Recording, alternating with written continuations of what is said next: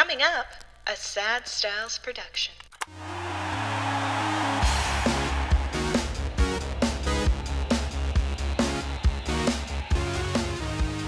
Hello and welcome. My name is Mikey Aaronworth, signing on to the sign-off of Frameworth podcast for yet another week. It is the podcast where we talk about all the stories you didn't know you wished you knew about the world of sports and sports marketing. I am joined in studio by my favorite co-host, Brian Aaronworth, president of Frameworth Sports Marketing. Dad, how are you doing this week? I'm good. Favorite co-host. Favorite co-host on this podcast. Yeah, I'm the only one. Well, yeah, I've got a ton of other podcasts. I'm not going to start ranking this and that. It's going to get awkward in front of our guests who we'll introduce in a second here. But before we do that, obviously we have a little bit of housekeeping to do to give a shout out to all of our loyal listeners out there who have taken the time to give us a rating and a review, especially on iTunes. And by the way, Spotify is now accepting ratings. So if you listen on Spotify, there's a good opportunity to give us a shout out there. This rating comes from Zuber Binus Haluk via Apple Podcasts.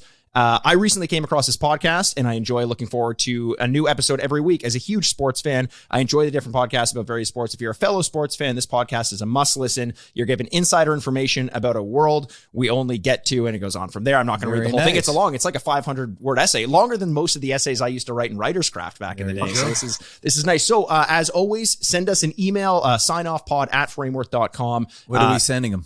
We're going to set, well, you know what? How about this? We usually set the pace. It's a Leafs themed day today, and we'll get into why that is in a little while. So we're going to send you a signed 8x10 photo from a Leafs player. So reach out to us, signoffpod@frameworth.com, and we'll get that sent out to you ASAP. You just need the address information. You got 30 days from the drop of this episode. But without further ado, as much as we love the patting on the back, and you and I, Dad, just sitting here talking about what a great job we're doing, because someone's got to do it, right? Before we get on to it too much farther, I have a very exciting guest to introduce today. This week on the podcast, we're going to find out how and why this man has earned the title of the Ultimate Leafs Fan. He's the author of Inside the Room with the Ultimate Leafs Fan and the Ultimate Road Trip, and apparently he's working on a new book as well, which we'll get into. And today he sits down to talk not only about his rise into collecting celebrity, but as one of the most respected names in the appraisal game. Ladies and gentlemen, we are talking today with Mike Wilson. Mike, thanks for joining us. Hey, Mike. How you doing, guys? Listen, it was worth joining you guys. Just into that introduction, you guys pumping my tires like that. Man, I could listen to that all day long. He forgot to say, and good friends of Brian Aaronworth. Yes, That's we've been right. knowing each other for many years. Who We isn't a sure good friend of have. Brian Aaronworth these days? And Mikey, too, both of you guys, yes. No, great to be with you guys today. Absolutely, and it's good to see you in a formal setting. You are obviously, look, I gotta say right off the hop, Mike, I'm a little disappointed. I mean, you're the Ultimate Leafs fan, but as soon as it gets cold in Toronto, you're off to Florida. You're recording this from Florida. You're not here right now, and I know that there's COVID protocols, so you can't make it to the games. But what are you doing? You're leaving us in the cold, literally. Well, I snuck down here because my hockey got canceled too. And with the NHL package, I don't miss any Leaf games. I don't miss any NHL games for that matter. So I'm hiding down here till we can start playing again. Yeah, you know what, Mike? I'm heading down tomorrow. I'm going to join you somewhere down there because it's cold and miserable up here. It feels like the right choice to make. It's finally, we've been spending all winter in Toronto. If you're listening from outside of Toronto, we apologize for a little bit of the local talk for the time being, but this is an episode focused on Toronto, so I don't feel bad doing that. We've been talking about how this winter has been a breeze. And then this week it kind of turned around and kicked our ass a little bit. Yep. And you're turning around and running away to Florida, Dad. I'm sitting here editing the podcast. What am I, chopped liver? It's fine. It's fine. I'm happy to do it. So Mike, in your introduction, I talked about how you had earned the name of the Ultimate Leafs Fan. And we're going to get into your collection, which was massive. It became the largest collection of Toronto Maple Leafs memorabilia, one of the largest general collections of hockey memorabilia in the world. You had recently sold that collection off, or the majority of that collection off, which we'll get into in a little bit. But for now, let's talk about your experience as a collector, because this podcast tends to focus on that quite a bit. In terms of your start with collecting, do you remember what the first item was that you received that kind of started this itch that you had to continue collecting more and more? Yes, I do. Well, first off, as a kid, I'm 67 today. So growing up in the late 50s and early 60s. Hey, congratulations. happy birthday. Whoa. Well, no, not today. No, July. No, 67 today. Oh, okay. 67. As of today. Okay. There's a senior moment. Just guiding you guys with information. We do that a lot when we get to this age, especially if you're looking for the discounts at the movie theaters and restaurants and stuff. Now, so growing up playing hockey and stuff like that in the streets, I was any kid. There was 4 channels. Now, we didn't walk through 10 feet of snow and all that. We were looking for 10 feet of snow to make forts and play hockey and all that. But it was the usual sort of osmosis, if you will, for kids collecting cards. Somebody showed up with cards once and we all started collecting them. And then it started with clipping newspapers and all that kind of stuff. But my first real piece of memorabilia was a game used stick from Carl Brewer from a family relative who was best friends with Carl. And the second piece I got was a Frank Mahalovich when he does the Libby's Beans. Brian, I think I gave you one of the copies of it. And one of the posters with Frank stopping and was Libby's Beans can promotion. And my uncle got me 2 posters. My father used to play hockey at Leaside Arena in the IBM League. And Frank's dad was a skate sharpener there. So when I was about 8, I guess we got 2 copies my uncle got for me and said, maybe we should give Mr. Mahalovich one. And I said, no. But the idea was to give him one. And it was the first time he ever had a colored picture. And I took it and we gave it to Frank. And Frank's dad, I'll never forget, came and patted me in the head because he knew who I was from hanging around the rink on Sunday mornings at Leaside. He turned around and hung that in his booth, and it stayed there until the day he retired. And the greatest thrill for me was bringing Frank to see the room years later, showing him the poster and telling him that story, and Frank was welling up when I told him the story. So those are my 2 first real pieces. But the thing about it is, first off, I like to be really clear that the Ultimate Leafs Fan was a name that I didn't give myself. ESPN gave that when they did a story. It was ESPN, yeah. ESPN magazine did a big story, and they wanted to me to paint my. I said I don't do that stuff. I'm more into the serious side of collecting and history and telling the stories. The real fans, those are the guys that are down there screaming and yelling, and you've seen this guy on YouTube the last while, Curtis. Those are the real true fans. I mean, I'm a diehard fan myself, but I just want to give those guys all shout out because I've never ever been arrogant enough to think that I'm the only guy, and that just this handle just seemed to have stuck. As a matter of fact, we wanted to change the name at one time because I wanted to be more taken as a historian and talking about that, but we decided to keep the name for the branding because it just got out there and just sort of took off. But might I suggest the Ultimate Leafs Connoisseur? Let's go with that.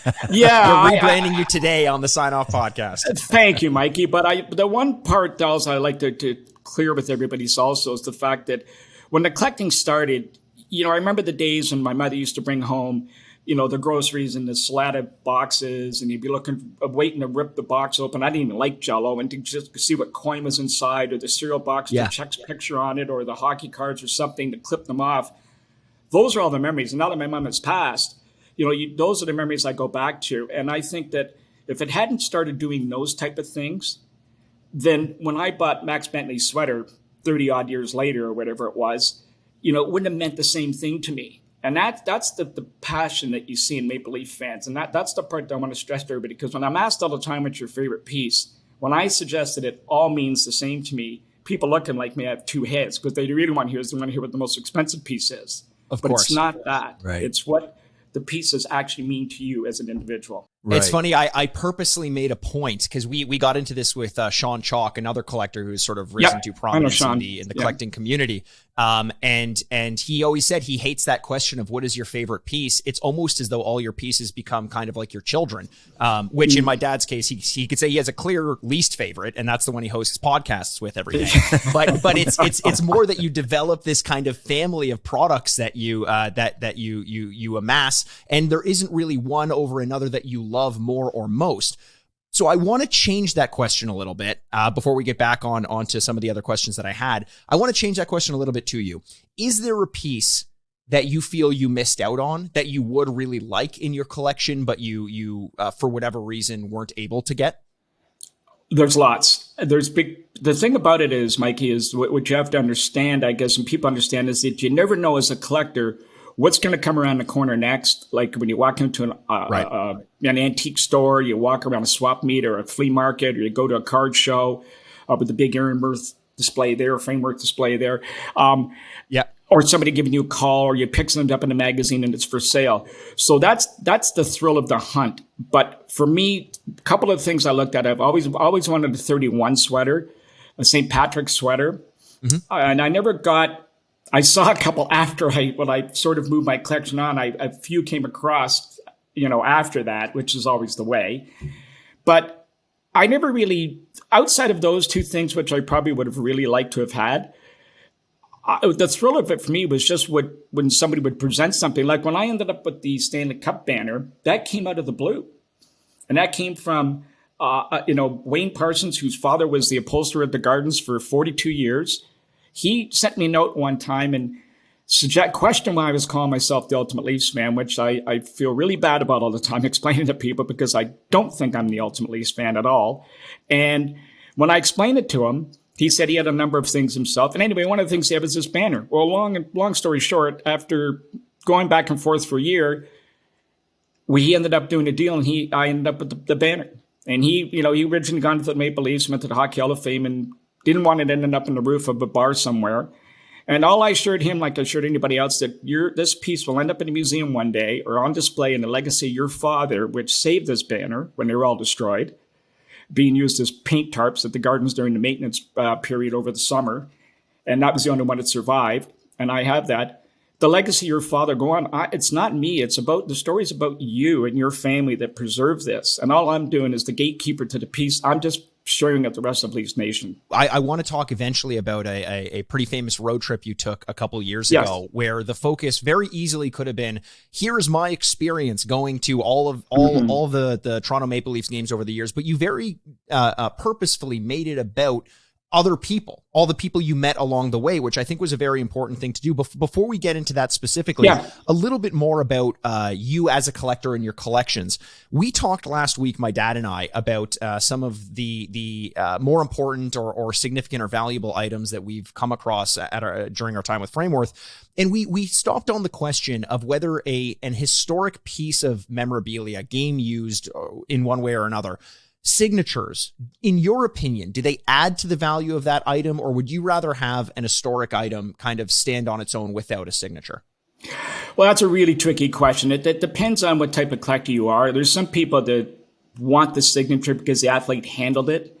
I remember I had a Dave Keon game used sweater from '68, and I went to a Leaf event. He was there, and I happened to take it to show to him, and I wasn't going to get him to sign it. And then I said, maybe somebody said, you should get him to sign. I said, well, and he goes, you sure you want me to sign this? And I said, go ahead. But it didn't really matter because I knew the piece. I knew it was authentic. Right. I knew it was his. I showed it to him and I got him to sign it. But there are some people that want signatures on everything. They want a photograph with it, of course, with all the fakes. And you guys know better than anybody the business. And you guys are in that business and one of the best in it, I might add.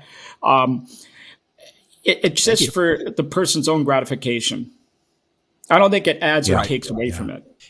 I was saying last week that it used to be don't touch it, don't put any other marks on it. Yeah, but that's changed around a lot now. I think in more recent years, people want to see the signature as well. So it's really a personal preference. I don't think it adds or detracts too much from either way. Yeah, I agree. We get that question quite often from our collectors.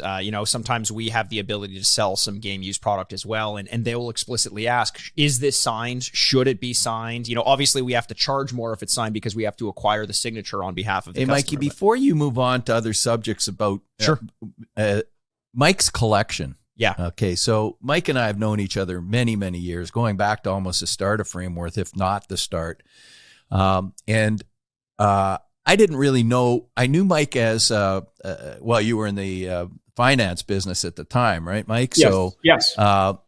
And that's how I first met him in the golf course. And we actually ran into him down at Sherwood Golf and Country Club.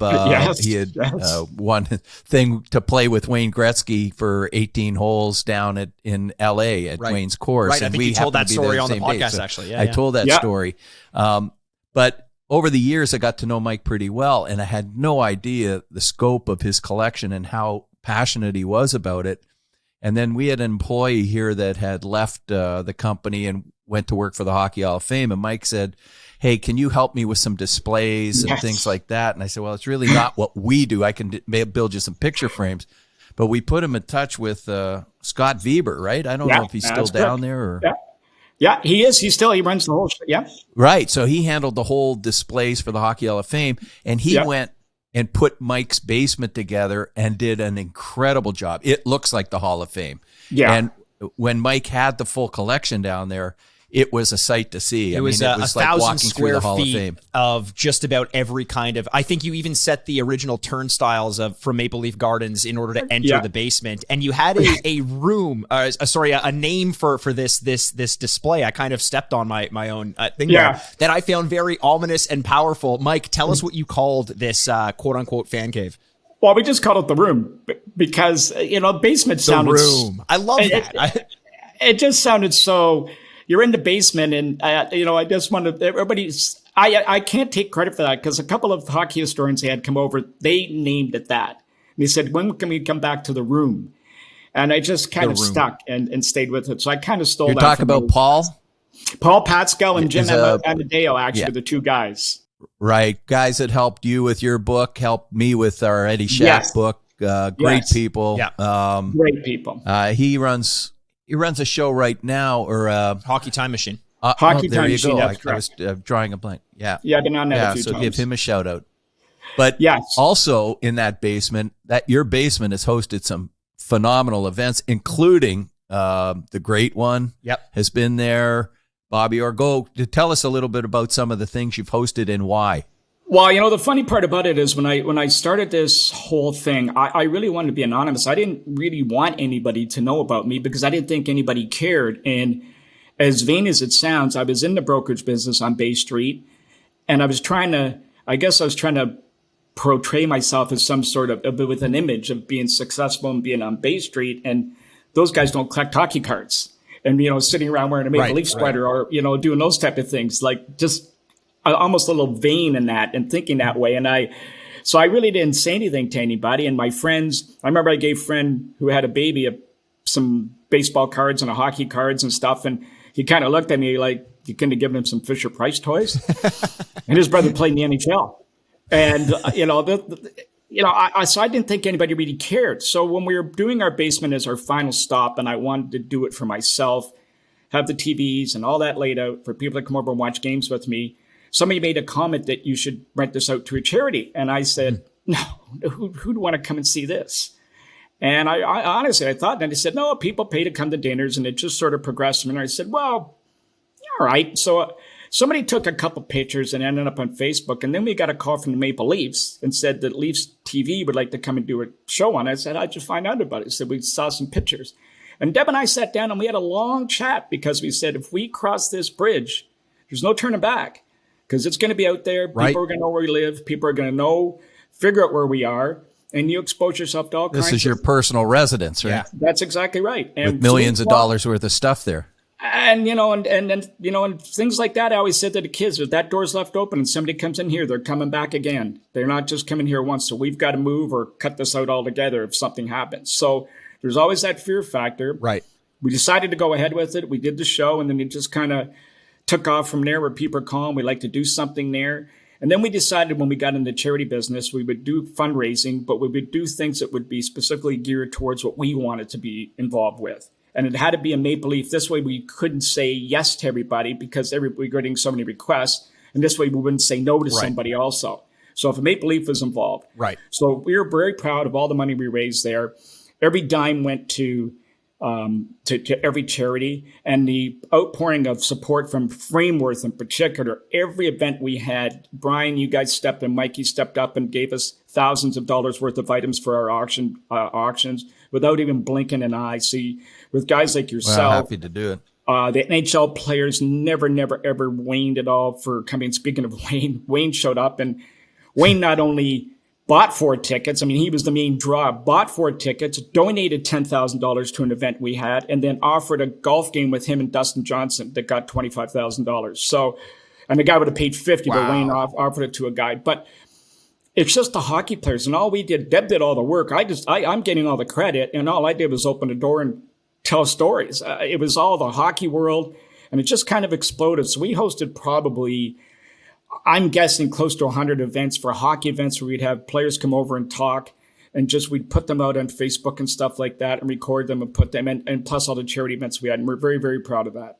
No, and nor did you. And I think it makes sense now to give a blatant shout out to Deb, who is at all these events, and people inside know who she is very much. Yes. So, maybe kind of staying a little bit behind and letting you kind of take the brunt of all the media pressure, whether that's intentional or not. But everyone in the know knows just how much Deb has done. Behind Deb, every great man, right? Yeah, but if we didn't mention got that Deb right. is your wife. Although I would assume she would say that you are Deb's husband if she had her way around it. So yeah, that's in case the listeners are wondering who we're speaking about there. And I kind of want to pull on this thread because this was actually my next question about you as a collector getting into this with very different intentions. And starting out as by your admission, potentially not the ultimate fan, but an enormous fan of the Leafs. It must have been incredibly surreal when things started to shift to a point now, for example, where you start off collecting and now you're doing a podcast with Rick Vive, the Squid and the Ultimate Leafs fan. I mean, do you feel like you're waking up in a dream, or do you feel like this all happened piece by piece and it's kind of just your normal everyday life now? I would never have in a million years dreamt it would happen like this, Mike and Brian, ever. I just started off collecting this stuff because I had this passion for the Maple Leafs, like every other kid. And this stuff just stayed with me. And then and it was just this passion. And every time I saw that crest, I would get excited, or I'd see that sweater or the logo. It would just do something to me. And I remember as an 8-year-old going to the Gardens for a tour. And my father took me around. All I wanted to see was the dressing room. And the last stop was the dressing room. We go through the dressing room door and we walked into the room. And the first sweater I saw was George Armstrong's. And I don't know why, but I beelined right. And he was my favorite player. It was Dave Keon and Frank Mahovlich. And I beelined right to that sweater. And I thought somebody was going to throw us out of the room. And there I'm looking at the sweater. I remember going to touch it. And then they said no touching. Yeah. And the usher standing there said, who was the guard, said, go ahead. They're made of silk. And I thought, well, I believed them, but of course they weren't. Of course. But here I am 50 years later. In my room is the door to that dressing room. And that sweater that I stood in front of, the Armstrong sweater, was in my collection. Wow. I just can't, there's no surreal explanation for that. And so where it's gone, what happened is we started getting a little recognition in the sports world, or I guess in the hockey world. People would email us, and I still get emails daily from people trying to sell me things, tell me stories. And every piece I always have has to have a story. If it doesn't have a story, I have no interest in it. Sure. Because why would you have it? I mean, You wouldn't buy a car, a shirt, a pair of shoes, nothing without knowing something about the item that you're purchasing. Right. So people would share this with me. But once the collection made a decision, we're age and all that in retirement, and we're going to move on to the next phase of our life, I thought, what am I going to do next? And I thought, well, the thing about it is, step out there and let's find out. My idea is always I spent the first part of my life accumulating items. Then I spent the next part of my life finding out what they meant. And the last part of my life is to take it to that next step further, because every piece I like to think has tentacles, and the tentacles produce stories after story after story. And I've got dozens and dozens and dozens that go that way. So I thought, why not try and find out what it is that makes this all sort of happen? So that's what I spent the better part of it doing. And then when I went on the road trip and came back, Rick and I have, been friends for a while. We decided to try and do something, just get out there and talk, and just to keep involved with it, and just to talk hockey, just like you and your dad are doing with your great podcast. So it's just led to there. The 2 books came about, and it really is surreal. I'd never mapped any of this out. And I said to him, when I started, I wanted to have my stuff in the room, in the basement, and watch sports. That's what I wanted to do, and drink beer with my buddies. Mike, it's funny. Our lives have had a very similar parallel. I don't think either one of us expected to be where we are right now. I mean, you started in the brokerage business. I started as a custom picture framer. Had nothing to do with sports. But our passions for what we do, yours with the Leafs and collecting, and mine for similar, I took my picture framing ability and started creating items for me, not to be resold. And people kept looking at them and saying, hey, can you make one of those for me? And that's exactly how I got. And then 25, 30 years later, starting as a custom picture framer for interior designers, we're maybe one of the largest memorabilia companies in Canada, and then one of the largest in North America. Had no idea that I'd be sitting in this chair right now talking to somebody in a similar path. It's amazing. In my early years, when I played hockey, and I played in Europe and stuff like that, it was funny when I was playing in Vancouver Island, my roommates, I'd always be looking for Maple. I'd watch all the Maple Leaf games because when they were on, because they come on at 5:00 at the time difference, and we could still go out. But I'd be going to local sports stores or anything and looking for things, but I'd be embarrassed bringing it back. And I finally hung up a couple posters, and guys were looking at me like, what is this? Like, how old are you? Yeah, so I always had this insecurity about having some of these things, and I would just kind of hide them in my room. They said, what are you doing hanging up a poster of Boris Salming or, whoever it was? I said, well, it's kind of a cool picture. Put it up. And it just sort of progressed as I went along, and just kept accumulating these things, and then just wanted to look at them. And here we are. Well, those friends are probably kicking themselves a little bit because it wasn't too long ago that you ended up selling the majority of your collected products, maybe including that Boris Salming poster, to the Canadian Museum of History for in a multi-million-dollar deal. What year did that take place? Oh, geez. 2017, I believe. 17, 18. 17. And you had gotten rid of, I think, the majority of your products, but you did keep some. And I want to get into kind of the reasoning behind the sale, but more importantly to me, I'm so curious, how did you decide which items you wanted to keep for yourself and which items were going to be sold? Well, there's no mystery. The pieces we kept. Now, first off, there was so many pieces, and there's such a big collection to get through that they had an appraisal team of 6 or 7 people. They couldn't get through it all, so they had to have a cutoff date. But being a collector, I would still accumulate things, and they had to have a cutoff date, and then after that, the other items wouldn't be allowed in because there was going through the government and CERB and all these different organizations to get it approved for historical significance and so on. But the other thing was, as I said, when you're doing appraising, there has to be comparatives, and they couldn't find comparatives for a lot, so they wouldn't come up with the price that we agreed on. So I kept a lot of those items. And so that a lot of the stuff that was in there just either didn't make the cut or we didn't agree on the price, and I kept them out. Like the banner, I accumulated the banner after all the contract. Were there any items that, regardless of the negotiations, you determined this is staying in my collection no matter? Maybe that Carl Brewer stick from earlier? Yeah, well, the stick ended up being, I ended up looking at it and ended up on the street using it, and I had it right down to a toothpick, and I kept it for about 30 years, and then it got lost in the shuffle of a bunch of other sticks. So I never did. No. How many stories like that are there around? Well, the funniest thing is when I was sitting one day, and my cousin brought some of the guys I played hockey with, who I knew, over to see the basement one night. I let them come in and having a couple pops, and one of the guys come up and said, "You got one of the best collections of stuff of my dad's I've ever seen." And I said, "Who's your dad?" He said, "Carl Brewer." And he said, "I'm Mike Brewer." Oh, wow. And I had Carl's sweater and a couple of other things. So Kai said, "Well," I said, "if I got a story for you." And so I told him, and we've been friends ever since. So those are some of the cool things that happen with, that just come unexpected. But to answer your question, there was the banner we were going to keep. There was some of the contracts, if we didn't get the right price from them, I was going to keep them. And there's a number of other little items.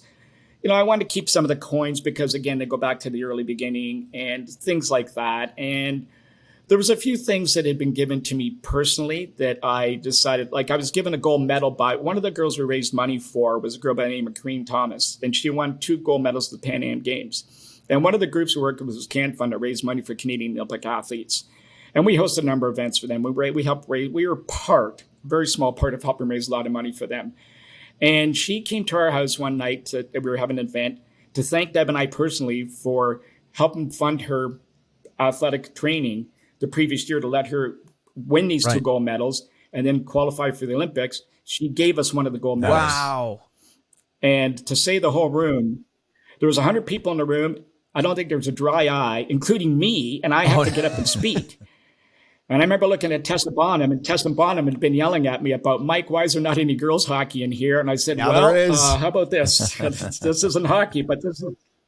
So we kept that, and that was really it. Everything else I just kind of moved on, and we let the kids have a few things. But other than that, it's just the stuff we haven't worked out. Eventually, it'll end up in the museum, I would assume. Yeah. So the sale went through to the Canadian Museum of History, and I was curious. There must have been a decision or a choice not to go with someone like the Maple Leafs or the Hall of Fame. And I know in interviews you've talked about how the museum was very willing to include you in the process of display and curation of the exhibit. Yes. What were some of the main reasons why you didn't go with an organization like the Hall of Fame for something like this? Well, because the hall, see, here's the thing, like the Canadian Museum of History in Ottawa, I'm very passionate about Canada, Canada hockey, all things Canada. And as the older I get, I guess I get more passionate about Brandon. You'll get there too. You're a couple years behind me. You're going to get there too. We all those old guys feel that way. We discover religion and patriotism as we get older. So, but what I wanted to do is when I spoke to the museum, it was kind of a fluke. They wanted to borrow a Beatles poster we had for 50 years of the Beatles in Canada. And Deb, we get emails all the time, so we always check them through. And Deb found out it was legit. Well, then about a month later, we get asked for this hockey display they're having for the 100th anniversary in 2017. Could they borrow a couple pieces from the collection? Anyway, we check all that out. It looks like it's legit. We let one of the curators come over to see the room to discuss it. She's walking around the room and said, "Oh my God, I had no idea it was this. Whatever are you going to do with this when you decide one day?" And I remember distinctly, she was looking at the Wayne Gretzky display. And she said this, and said, "Well, as a matter of fact, we're in discussions right now with the Maple Leafs, the Hockey Hall of Fame, a couple of corporations, because at some point there has to be a succession plan." And she said, "Well, what about us?" I said, "You guys?" Wow. And Deb said, "Yeah, but we're going to sell it though, because we can't take tax credits. They're no good to us." And she goes, "We pay cash." And within a week, they had us in Ottawa, giving us a tour of all the museums. And then the process began. It took about 4 years. And they came through. The Maple Leafs, we got involved with them with lawyers, and everything came over. But they were going to designate a certain area of the garden, of the Air Canada Center at the time. Because remember, it was built for basketball originally. Right. We were just converting it back to the hockey side. So we were going to do something with the hockey. I think if Brendan Shanahan had been more engaged at the time, if Brian Burke had been there, Berkey told us 100% this would have been done. This would have been in the Air Canada Center. I would have done it. And he was going to get Tim Lewicki involved to do it. But Lewicki made that famous comment about not being here long, about a month later, and was gone within a few months. Oh. So everything was a little disarray at the Garden. So don't think we were a priority for them. Sure. Or at the ACC. So, and a couple of corporations we talked to, they thought about it, taking on a tour. But in the Hockey Hall of Fame, I love those guys. And I know them all. And I have no money. But they don't pay, and they can't guarantee that your items are going to be displayed. And that was the one thing. And the museum has assured us that, they're going to have a display one day, although I haven't seen it yet. They need money. And that I would be a part of the process, because one of the things I want to do is I want to stay involved, because to me, the stories are what matter. And I know the stories. I know what becomes behind every piece in the collection. So without me telling that story, it's just another picture. And I've got hundreds of them like that. So they agreed. And we're still working with them. And they've, so that's partly why. And what I wanted, because I wanted that collection to be part of a hockey display in Canada. I look at the Canadian Museum of History as our Smithsonian. And what they want to do is they want to cover hockey from the Canadian perspective, right from the Colored League in Nova Scotia back in the late 1800s to the early 1920, until 1925. Just not the 7 pro teams, but diversity, women's hockey, blind hockey. We did a tour for the deaf Olympic hockey team. Jim Gregory set that up, and I had them there. That was a good night, having 2 interpreters doing this while I'm talking and the whole crowd laughing delayed. But oh, wow. We did that. And so those were where we were coming from, whereas the Hockey Hall of Fame covers hockey internationally. And they do an awesome job at that. And so we had many discussions, but the Canadian Museum of History, I wanted Canadian specific, and use this as kind of the platform for other collections to come their way and build on it from there. And that's what they're using this for. Yeah, sowing the seeds to kind of create something that's a lot more popular, or starting a movement essentially for the Museum of History as our Canadian museum beyond just the Hall of Fame. That was what our real objective was, to do from that standpoint. And, where they go from here with it, hopefully it does expand and they use it to that use. And in the meantime, it's all been documented. It's available for researchers, historians, and people can go up and use it for research and stuff. Well, it's great to see that, and hopefully we find that exhibit open and available. I'd love to visit it myself. Your basement was great, but in a museum, that's even better. Your basement kind of was a museum, but now it's taken very on that convenient evolution. as basement. It was always on my way downtown, stop in, and you always, were offered a beer too. So exactly. That was the original that's intention. that's always the case. You haven't backed out of the realm of sports memorabilia or collecting in any capacity. In fact, you've sort of leaned into it in another way by becoming an appraiser, a certified appraiser. Yes. You've got your certification, and you've taken this on now as someone who, I mean, we've just spent the last 35 minutes talking about your expertise in this realm. You've negotiated a multi-million-dollar deal. You've become an historian with regards to the Maple Leafs and therefore the rest of the league, especially given the fact that the Maple Leafs are a cornerstone of the NHL. So, and you've already mentioned people reaching out to you with their own products and asking you for their opinion. So I'm assuming you figure, why not formalize this? What was that process like? The decision to go through for your certification, and what is it that you offer that may be different from the rest of the industry right now? A couple of things. First off, I've mentioned you guys earlier in the podcast that we get contacts daily from people trying to sell me things, offer and give things to me a lot. And, you know, I tell a lot of times, I just tell them, keep it, give it to your kids and stuff. Or what's this worth? What's that worth? Or what should I pay for this? What should I pay for that? So Debbie was always saying to me, you know, you should probably get certified and do this. It could be another project for you once you overstep everything else you've been doing. This could be the next chapter for you to move forward to, because I'm always looking for something. And I guess the final thing that pushed me over the line was a friend of mine from Bay Street contacted me, and I didn't really know the guy that well, but through a friend of mine, his buddy, and he knew him better. Could I help him appraise his card collection? The cards were going kind of crazy. So I said I looked at the cards, and they weren't worth anything what he thought they were. And I did this for just to help him out. And I spent a number of hours doing it. And when I didn't tell him the number he wanted to hear, he got mad. So I'm looking at Debbie. I said, okay, that's it. Like, I can't do this. He's actually pissed at me for telling him the truth. As though it's your fault. And I did this for not I wasn't even. I said, at least when I was on Bay Street, guys are yelling at me. I was getting paid for it. If they want to scream at me, so I should do this and if I'm going to get yelled at, I might as well get paid. Sure. So she was, and we were here in Florida. She did punch down the community. Goes, well, here's a course right here you can take. There's one in the States, one in Canada.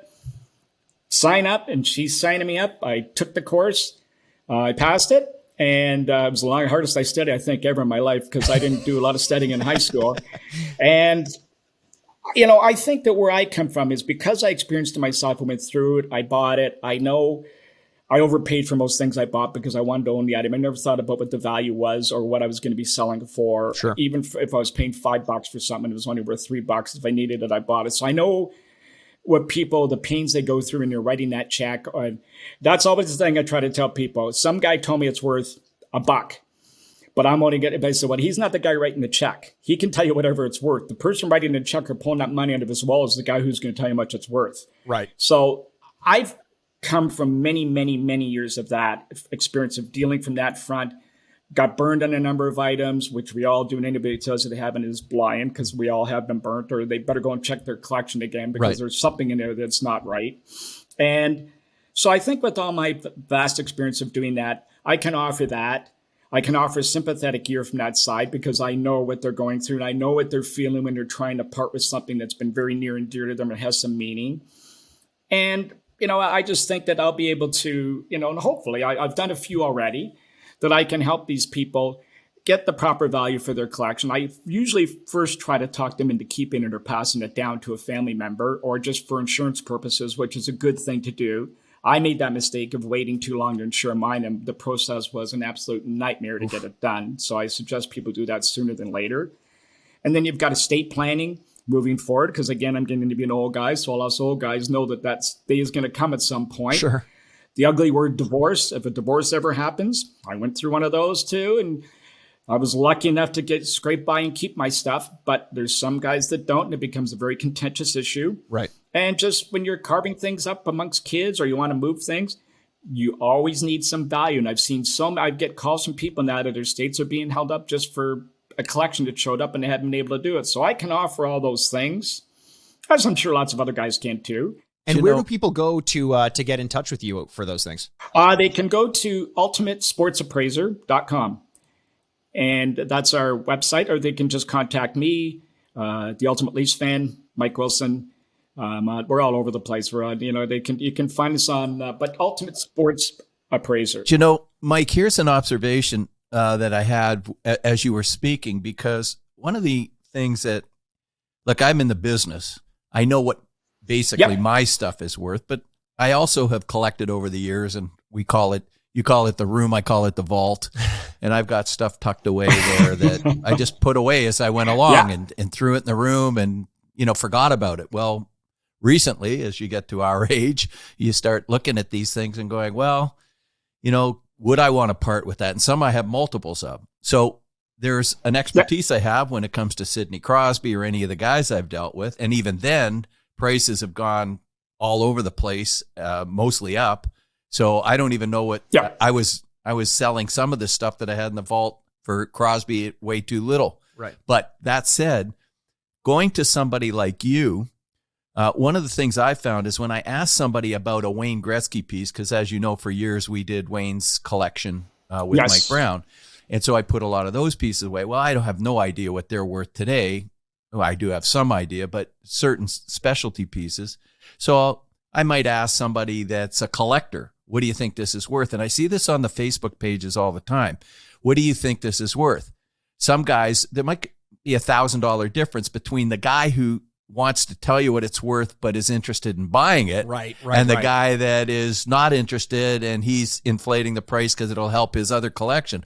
What you bring to the table is an independent, objective, somebody that isn't got a vested interest in buying or selling that particular piece. So it's an honest appraisal versus somebody's opinion because they want to buy it or want to keep their collection a certain rate. Not to mention 50 years of experience in the industry. Right. So that's what comes to mind for me. Well, thank you for that. Well, that's the other part, is that the conflict of interest. Anybody who asks you for an appraisal, and that's the thing why I never really got involved dealing with people privately over the years, because I always overpaid because I felt guilty because they're trusting me to tell them what it's worth and they want me to buy it.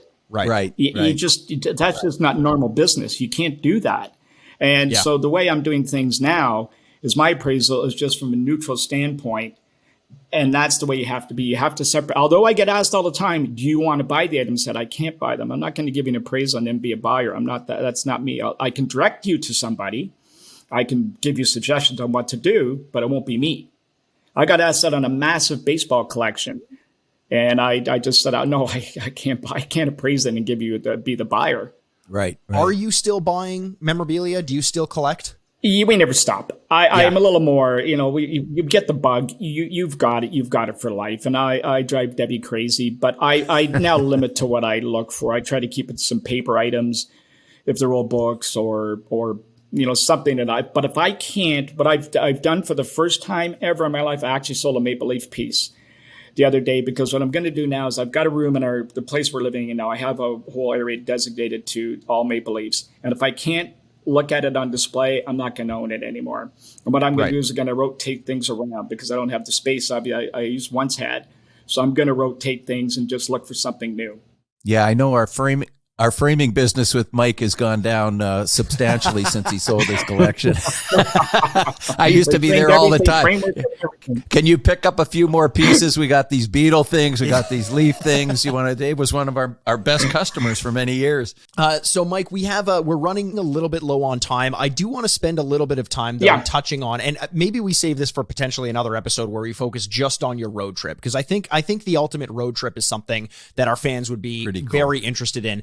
This was something that took place over the course of the 2018-2019 season. Great timing, by the way, because if you waited another year, you probably wouldn't have been able to do this. Why don't you tell us a little bit about what this road trip was and what got you thinking this is something I need to do? Well, it's a little bit of a long story because of the collection and getting noticed by people and getting all these contacts. I never realized how passionately fans really were. Right. Until you start getting these outpouring of affection and emails coming at me and telling me their lifelong stories. And so I said to Deb one time, so I started talking about it a little bit more. And I said, the only thing I should do when I step aside from this and the collection moves, the next thing we should probably do is I should find out and see what it is about this team that people love so much. And they haven't won in over 50 years. In the United States, they just bury teams or they make fun of teams like the Chicago Cubs or the Boston Red Sox. And ironically, they both had two of the most iconic stadiums in sports history, which was the attraction for people to come to the stadium. Otherwise, it had just been a laughingstock. And they were the laughingstock for years until they won. Now they're just good baseball teams. Whereas the Maple Leafs, there's just something about this team that I think if they win once, it'll just almost be like an addiction and people even get more connected to the team. For sure. So I thought, what better way to find out than to go on the road, because all the players always talk about the blue and white and the team traveling so well, and to go and experience it and tell it from the fans, share their stories. And what I really wanted to do is, I didn't want to make this like some guy just flying around and going from here. I did it as cheap and as economical as it could. Sat in the second last row of every building up at the top in the cheapest seats we could get. I traveled by bus. I traveled by train, traveled by car, traveled by plane. Debbie worked for about a month organizing to get, the cheapest hotels and all that sort of stuff to do it so I could relate to people that encourage others to do it. Mm-hmm. And when I went out, I interviewed over 200 people on video. I would talk to people, and we had this system where I would walk the rink. If the Leafs were winning, I'd walk around the rink 3 times pre-game. And if they were losing, I'd go 4 times to shake it up. And what I would do is, I would stop and talk to people. We'd have a meeting spot where I'd meet these people, talk to them, share their story. I'd send pictures and stuff to Deb. She would then record it all. I would write all the names and everything during the game. I never drank once at a game, never ate. And I would always go back because I couldn't have beer in my breath. I'm talking to families, and if there's a confrontation or something that happened, and I couldn't have food in my hand because if I saw somebody had to take a picture, and I'm no good with the camera. I took a course on how to take pictures, which I stunk at, and still do.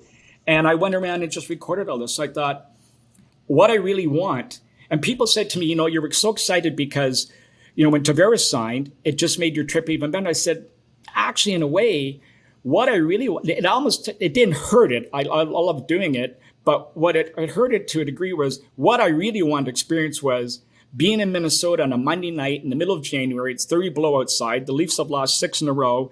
And there's 12 guys sitting there in 2 rows in a half-empty building in Leaf gear screaming at the Leafs. Right. Why are you guys here? That's the story. And what I found was, unlike any other team in sports, Maple Leafs, back in the 30s when the game started getting broadcast across the country, people's form of entertainment was sitting around the radio. And because there was only 2 teams, Toronto, Montreal, the French version was in Quebec and down east. The rest, anywhere from Ontario west, was all Toronto Maple Leafs. Right. So people grew up with that. And families would share those stories. They were passed down from grandfather to son to grandson. The Foster Hewitt broadcast went overseas to our war military. And these guys would listen to it and would encourage guys. Foster Hewitt became the most popular man in Canada. So all these stories have been passed down from generation to generation. And then you go across the country and people are telling you all these stories. Standing in Cowboys in Calgary, one of the most popular bars in the country, jam-packed before the Leaf game, this 61-year-old guy's telling me the story. He said he lived outside Calgary, could never afford to go to a Maple Leaf game his whole life, and this was his first Leaf game ever live he was seeing that night, and he'd been cheering for the team for 55 years. His brother had flown in from Toronto that day with tickets to the game, and he's telling me this story, and the tears are streaming down his face, and this bar's hopping. Tears streaming down his face. His wife is sitting on the stool over here, crying. His sister-in-law is crying, and his brother's sitting like this with his head down. Oh, wow. And I'm trying to keep my emotions interviewing this guy, and he's going to his first game. Kids going to the first game with signs. One of the things I took pride in was I would always check the warm-up, send Deb a quick video, and I just did it out of habit. And I got to know the habit of Marner and Matthews always leaving the ice last. And actually, when I had Austin on our podcast, I talked to him about that, and he kind of laughed, and he says, "You're going to have to remind me, Mike. I'll keep doing that when I'm scoring." Anyway, so when people were coming in with signs looking for pucks, I would direct them where to go and stand because they kind of did the same thing every game. Oh. So I'd look for the little kids with their families with signs and take pictures. And those were the coolest moments. But just people share it and this outpouring of love for this team. But the game didn't matter. It's the fact they got to see them live. And it was just this family connection or something that drew them to the team. And they were there to experience it. Yeah, they won. They were happy. But just to see the team live meant more to them than anything. And to me, that came across so clear. And families doing trips where they would go to Calgary or to California and see the 3 Western games. They'd do the Western swing in Canada. They'd go to a Leaf game and a football game as a group of guys. We found guys in Minnesota that for 28 years had done it. One of their guys had passed. So the 28th guy who replaced the guy was on his first road trip, and they were going to a game the next day, a college football game. So all these things, but I met the guys the 123 club. These guys, there's 123, now 124 professional teams in North America. They went to every one of their home buildings once. Oh, wow. At least once. Now, if a team had 2 or 3 stadiums, that doesn't count. So the one guy had been to over 500 events around the world, stadiums and rinks and ballparks. And this group, and they come up and they found me and introduced themselves to me. So the stories are just endless. And I can't encourage people not to do it. Here's the thing, and this is a whole podcast on its own. Yeah. So I'm sure you've got hundreds of more stories, but what I've learned from this, see, and it's my negligence here. I always just assumed you were one of those guys like myself that say, "Hey, I want to get to all the buildings in the NHL and see my team play there." But there was so much more what you're describing behind the scenes. The intent was not anywhere near that. The intent was a whole different thing. And I think we need to, I'd love to hear a lot more. Yeah, I think we could spend a full episode because and to be explicit about this, because we didn't actually say this outright, the ultimate road trip was you following around and going to every single Toronto Maple Leafs game that year. And you ended up going to the playoff games as well. 89 because they played 7 in the playoffs against Boston. But you had the intention of gathering stories and you put them all into a book called The Ultimate Road Trip. And it has more of that feeling of this is what the Toronto Maple Leafs are about. I honestly, I would have you back and just talk about that. And if you as the listener are interested, definitely go check that out. I have one question I want to ask you though, Mike, because the last game. Can I tell you guys one story though? Sure. Yeah. I want to tell you one story about my road trip. So I went to Boston 6 times and I hated that city. Yeah. And I drove the last game 7. So after they lost, I came outside and I saw the press of Toronto and I knew the one girl was going to try and grab me and I hid. I couldn't talk to her. So I went around and I avoided her. Don't let her hear this, the girl in CP24. But I went around and I got my car. I got to the hotel, got up the next morning, driving back with my brother and 2 of his friends drove down. The CBC wanted me to do a national interview on the radio. So I said, okay. So they said, can you pull over? Because, a little static with driving. Sure. So I pull over to the side of the road and all of a sudden behind me, a cop. So I said, we may get interrupted here. And meanwhile, I'm being interviewed on national radio on CBC. So he comes to the door and he knocks on the window and I go, just 1 minute. I roll down your window. And no, I'm on the radio. And the girl's going, everything okay there, Mike? Just hang on. God. I got Barney Fife here. Hang on a minute. Barney Fife. He rolls the window down. And he said, you're not going to listen. He said, you might as well tell me your name because you're going across national radio in Canada. I don't give a shit. Get your car out of here right now. Wow. So I had to drive away. So I said, these guys, they don't. I said, they didn't take enough that they beat us in game 7. They got to rub it in the next They game. just couldn't wait to get you out of their road. city. But here, I do have a question about game 7, because obviously, famous, the Toronto Maple Leafs losing in game 7 against Boston in the first round that year. Heartbreaking, gut-wrenching. You mentioned in an interview about that game that you left with 2 minutes remaining in the game. And I just couldn't help but think, Mike, you were at every single game. You couldn't wait the extra 2 minutes to see the final buzzer, or was it just too heartbreaking for you? It was heartbreaking. I didn't want to see it. And I wanted to get out. So I just went out. And what I do is when I go outside, I take a look at the screen in the hall. So I was watching it there. So I can get out. Yeah. And that happened to me in Columbus when on the December 28th game, I got out, and I always do this to make sure my phone's there in my little book up for my notes, and my phone wasn't there, and I panicked. And I went back up to my seat, and I got the phone. I forgot my glasses. I went back a second time. So anyway, I come out, and I'm mad at myself because I had an early flight the next day. So I go out a back door in Columbus. So I'm walking by Nationwide, and all of a sudden I hear this quiet. I'm talking to Deb on the phone, and all of a sudden I hear this. It's cold night, crisp. I'm laying the whole thing out there for you, and all of a sudden I hear a trumpeter. And I go, wait a minute, Deb, hang on and listen to this. And a guy was playing O Canada. Now, Toronto won that night. They're playing O Canada on the trumpet outside the front of Nationwide, cold December night, and all the fans come in and start singing O Canada. It was the coolest moment. That's amazing. Yeah. That's the kind of stuff. I bet you there were tons of stories like that. Those are the kinds of stories that you can find in the Ultimate Road Trip. Yes. So much more that we could get into there, but we're running a little low on time. Sorry, Mike, guys. we thank you so much for taking the time to spend with us. No, all these stories are worth telling you. You can find Mike at ULeafsFan on Twitter, ultimateleafsfan.com or ultimatesportsappraiser.com. You can also listen to him on the on Squid and the Ultimate Leafs Fan podcast. Mike, anything else you want to plug? Did we cover it there? Is there anything else you're working on that you want to give people a little bit of a heads up on? Well, I can use some help here, guys. I'm working on a new book. So my third book, and by the way, I'm no writer. I work with Lance Hornby and Paul Pasco, who are absolute masters. Okay, they just carry a slug like me along. Now, this book I'm working on, getting some help with it.